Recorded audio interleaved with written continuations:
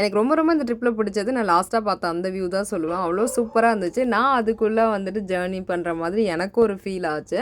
So இந்த கொடைக்கானலோட கிளைமேட்டையும் நம்மளால சுத்தமாக நம்ப முடியாது. நைட்டு வந்து 2 டூவேட் போத்தி தூங்குற அளவுக்கு அவ்வளோ குளிராக இருந்தாலும், காலையில் செம வெயில் கொளுத்தி விட்டுருச்சு. சிட்டியில் அடிக்கிற மாதிரி இருந்துச்சு வெயில். ஸோ எக்ஸ்பெக்ட் பண்ணாமல் யோசிச்சே பார்க்க முடியாத இந்த ஒரு வியூ பார்த்தோம். இது எங்களோட லிஸ்ட்லேயே இல்லை அப்படின்ற மாதிரி ஒரு வியூ. ஸோ கண்ணுக்கு குளிர்ச்சியான ஒரு வியூவோட போய் அப்படியே வந்து பில்லர் ராக் தான் ஃபஸ்ட்டு நாங்கள் பார்த்தோம்.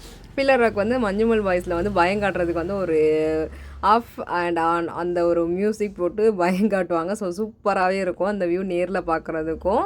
ஸோ அதை முடிச்சுட்டு தான் வந்துட்டு குணா கேவ் போனேன். நான் வந்து கொடைக்கானல் போகணும் அப்படின்னு நினச்சாவே எல்லோரும் யோசிக்கிறது குணா கேவ் போகணும் அப்படின்னு சொல்லிட்டு தான். பட் ஏன்டா போனோம் அப்படின்ற அளவுக்கு அங்கேருந்து மங்கீஸ்லாம் நம்மளை பண்ணி விட்டுருச்சு.